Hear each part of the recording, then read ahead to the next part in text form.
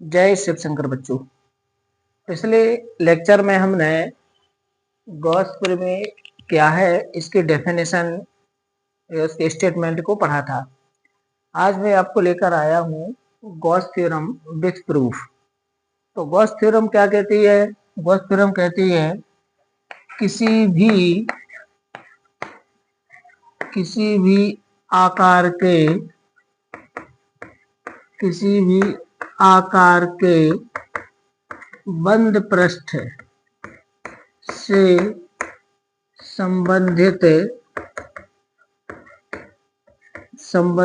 कुल विद्युत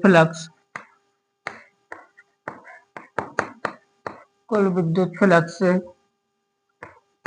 उसके अंदर निर्वात में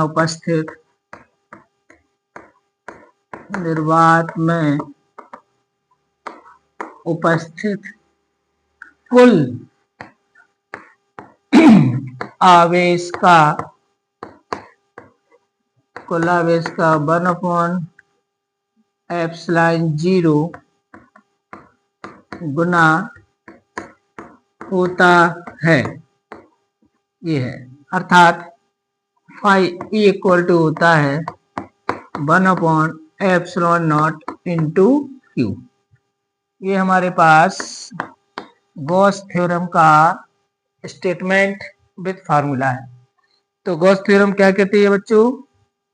गॉस थ्योरम के अनुसार किसी भी आकार के बंद पृष्ठ से संबंधित आकार कुछ भी हो, उसका गोल हो, शंक्वाकार हो, घनाभाकार हो, कैसा भी हो, के बंद पृष्ठ से संबंधित मानो उससे संबंधित कुल विद्युत फ्लक्स जो होता है वो उसके अंदर निर्वात में उपस्थित। हम यहाँ निर्वात लेकर के चलेंगे। अगर निर्वात नहीं है तो क्या होगा उसको हम स्पेशल केस में देखेंगे। निर्वात में उपस्थित कुल आवेश का 1/ε0 गुना होता है।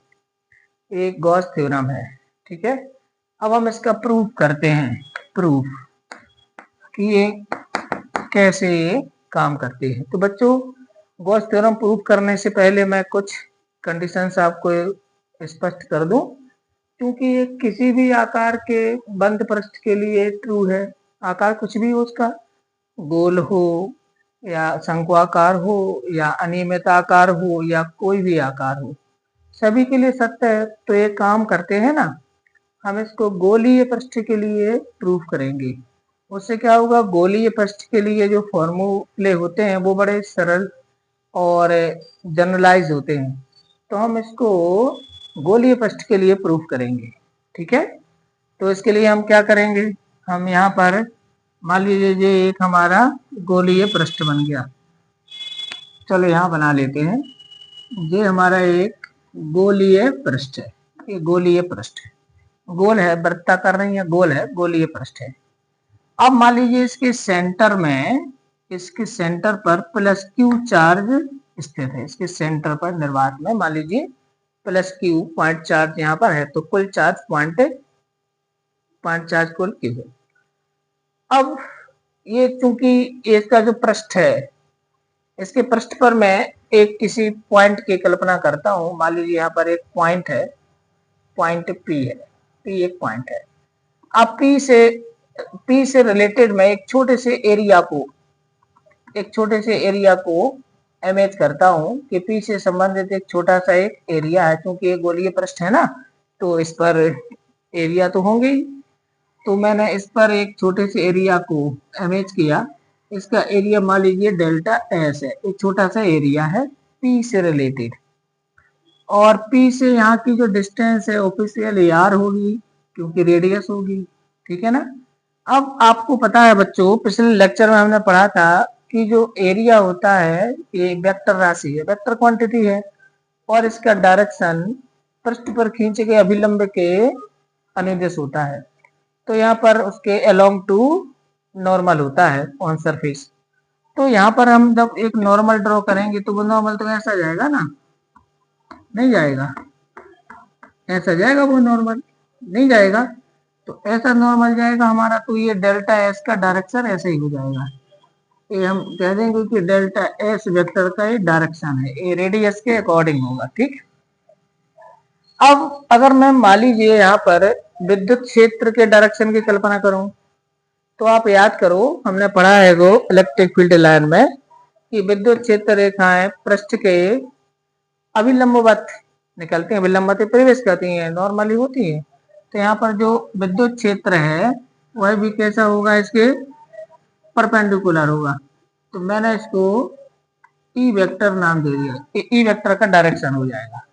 तो यहाँ पर ई वेक्टर और डेल्टा एस वेक्टर दोनों एक ही डायरेक्शन में एक ही लाइन पर काम करेंगे। ठीक है।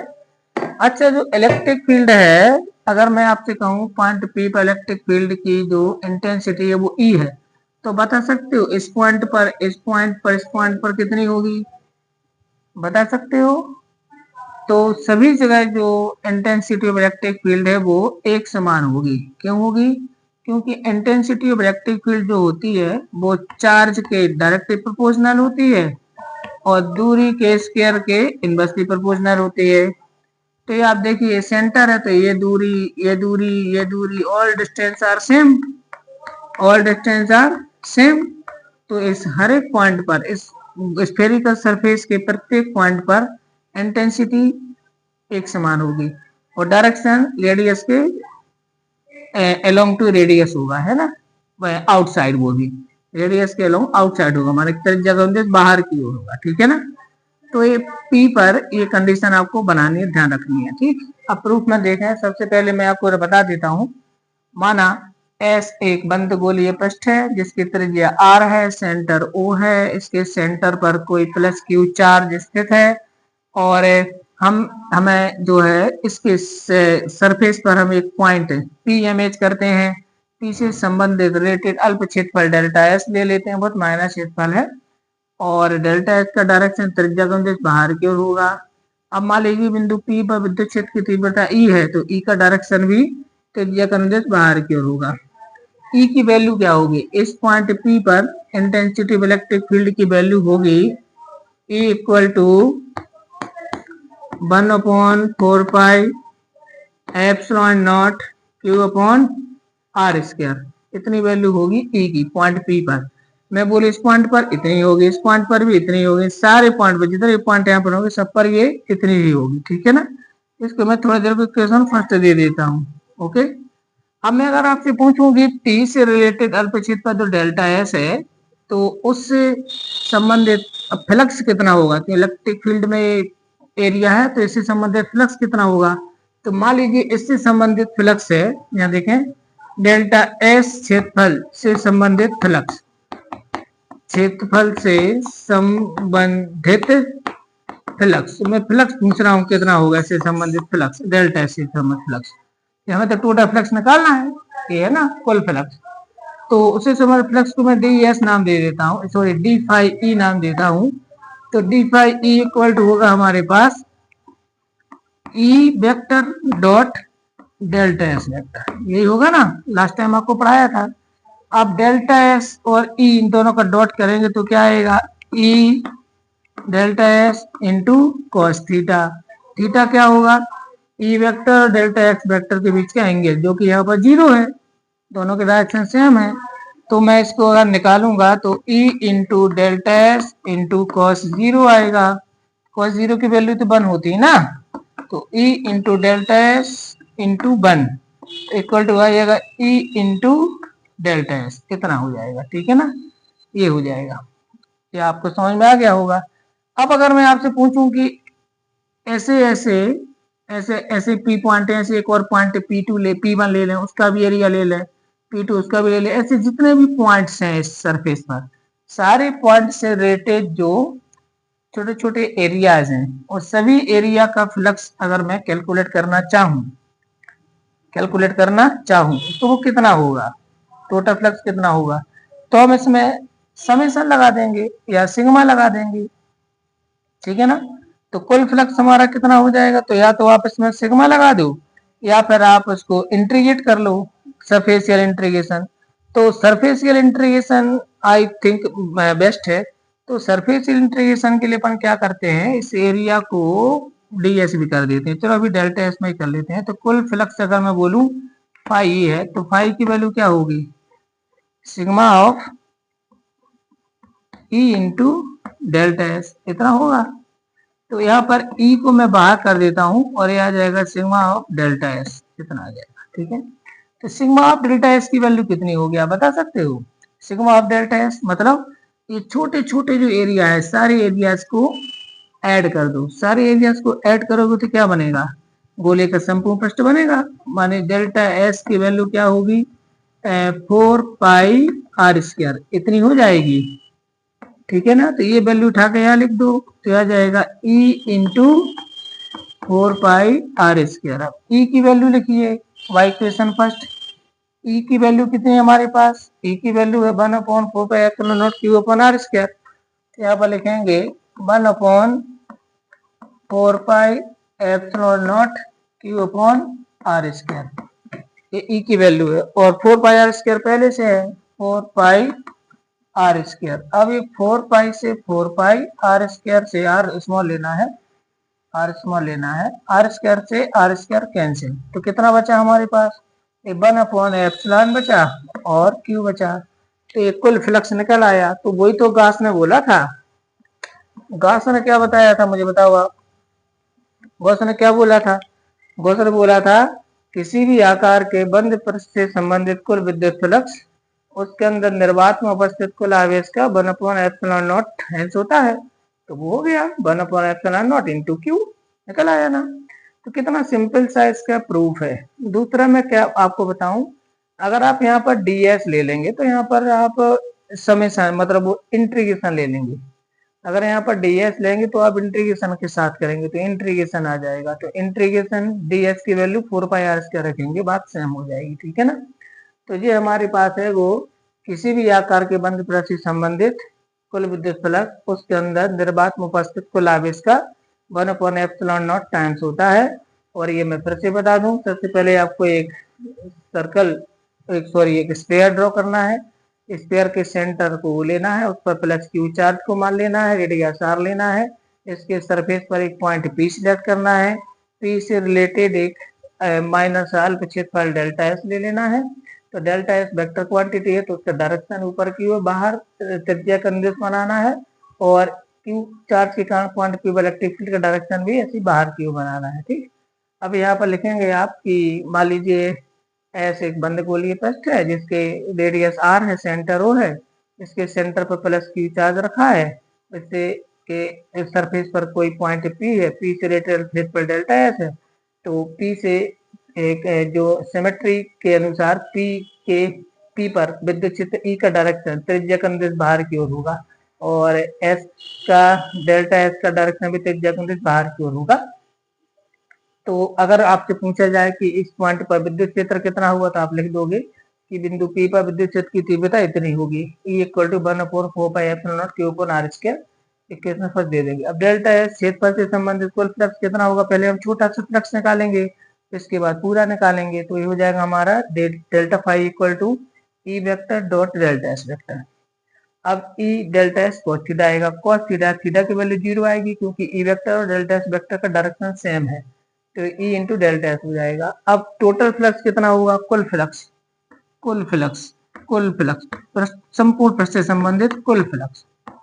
तो कुल फ्लक्स के लिए अपन इसमें सिग्मा लगा देंगे। तो सिग्मा माने पी का फिर क्यू का फिर आर का सबका निकालेंगे, जोड़ देंगे, तो जोड़ने के लिए सिग्मा लगा देंगे। अब यहाँ से ई को अपन ने बाहर ले लिया, डेल्टा एस पर सिग्मा लगे क्योंकि ई तो कांस्टेंट है, तो कांस्टेंट तो समेशन से बाहर आ जाएगा ना, तो डेल्टा एस आएगा। अब डेल्टा एस का मतलब सभी एरिया का टोटल करना है, तो ये तो 4 पाई आर स्क्वायर के इक्वल होगा, E into 4 pi R square लिख दिया। अब ई की वैल्यू लिखी 1/4 pi epsilon naught Q upon R square, 4 pi R square से 4 pi R square cancel, answer आ गया। इट्स प्रूव्ड, ये गॉस थ्योरम है। ठीक है, आई होप सभी को समझ में आ गई होगी। अब इसका थोड़ा सा स्पेशल केस देखते हैं, गॉस थ्योरम का स्पेशल सा केस देखते हैं। स्पेशल का केस क्या है बच्चों, मान लीजिए कि जो चार्ज है वो उसके अंदर अलग अलग पॉइंट पर डिस्ट्रीब्यूट है। मतलब जो चार्ज है वो Q की जगह Q1 Q2 Q3 इस टाइप से अलग अलग फॉर्म में है। तो यदि चार्ज डिस्ट्रीब्यूट हो, वितरित हो, यानी यदि आवेश वितरित हो, यदि आवेश कैसा हो बच्चों, वितरित हो, वितरित मतलब डिस्ट्रीब्यूट हो, फैला हुआ हो, अंदर वितरित हो, तब आपको गॉस प्रमेय ऐसे लिखना है। तब गॉस प्रमेय आएगी phi E equal to 1/ε0, total charge कर दो यहाँ पर Q1 plus Q2 plus Q3 plus dot dot dot, इस टाइप से। और इन सारे के सारे जो ये चार्ज है इनके टोटल को सिग्मा क्यू लिख देंगे। तो ये कब किस केस में लगानी है वाली, जब आपको लगे कि चार्ज कैसा है, डिस्ट्रीब्यूट है, एक पॉइंट पर नहीं है, अलग अलग पॉइंट पर अलग अलग क्वांटिटी में रखा हुआ है, तब ये लगाना है। ठीक है, अब एक और केस लगाना है, नोट स्पेशल केस है, नोट मान लीजिए इसको। यदि चार्ज बाहर हो, आउटसाइड हो, यदि आवेश अंदर आवेश शून्य हो, यदि अंदर आवेश कितना हो बच्चों, कितना हो, यदि अंदर आवेश शून्य हो, चलो आवेश अंदर का आवेश शून्य है, माने आवेश बाहर है, अंदर है नहीं है, तो अंदर आवेश अगर शून्य तो फ्लक्स भी जीरो हो जाएगा। क्यों, क्योंकि फाई इक्वल टू आ जाएगा 1/ε0 into zero, final answer zero हो जाएगा, तो अंदर है नहीं है चार्ज। तो यदि आवेश बाहर अंदर आवेश शून्य है तब उससे संबंधित फ्लक्स भी क्या हो जाएगा, जीरो हो जाएगा। ठीक है, अब मान लीजिए आवेश बाहर है, आउटसाइड है आवेश, यदि आवेश आउटसाइड हो तो क्या होगा, कंडीशन को सबको समझना है। यदि आवेश बाहर है तो देखते हैं क्या होगा, ध्यान दीजिए आप, है ना, क्या होगा ध्यान दीजिए। यदि आवेश बाहर हो, यदि आवेश पृष्ठ के बाहर हो, पृष्ठ के बाहर हो, बाहर आवेश है, अभी नहीं पता था अंदर बिल्कुल नहीं, पर बाहर है कि नहीं पता, आवेश पृष्ठ के बाहर हो तब क्या होगा। तो इसकी कंडीशन बनाते हैं। ये मान लीजिए गोलीय पृष्ठ है और आवेश क्यू यहाँ पर है, इस पॉइंट पर क्यू आवेश है और एक गोलीय पृष्ठ ऐसे, तो इसके संबंध इससे जो फ्लक्स निकलेंगे वो इस टाइप से आपको ऐसे निकलती आएंगी, ऐसे इस टाइप से फ्लक्स ऐसे निकलेंगी। तो आप जरा इमेज करना, इस एरिया से एंटर होंगी और इस एरिया से आउट होंगी, समझ पा रहे हो आप, समझ पा रहे हो, यहाँ से फ्लक्स इंटर हो रही है, विद्युत क्षेत्र रेखा इंटर, यहाँ से आउट हो रही है। तो आप याद करो, इंटर होने वाले फ्लक्स आउट होने वाले फ्लक्स को बच्चे पॉजिटिव बोलते हैं और इंटर होने वाले फ्लक्स को नेगेटिव बोलते हैं। अब जितना फ्लक्स यहाँ से एंटर होगा उतना यहाँ से आउट हो जाएगा। ठीक है ना, जैसे मान लीजिए यहाँ से एंटर होने वाला है डी फाई और आउट होने वाला भी कितना होगा, डी फाई। तो एंटर होने वाला माइनस में होगा, आउट होने वाला प्लस में होगा। अब इनका टोटल क्या हो जाएगा भाई, टोटल तो जीरो ही होगा। तो यदि कोई चार्ज आउटसाइड है, किसी सरफेस के आउटसाइड में बाहर है, तो उसे संबंधित फ्लक्स को जीरो लेना है। ये कंडीशन आपको ध्यान रखनी है। तो ये हमारे पास गॉस प्रमेय से संबंधित एक छोटा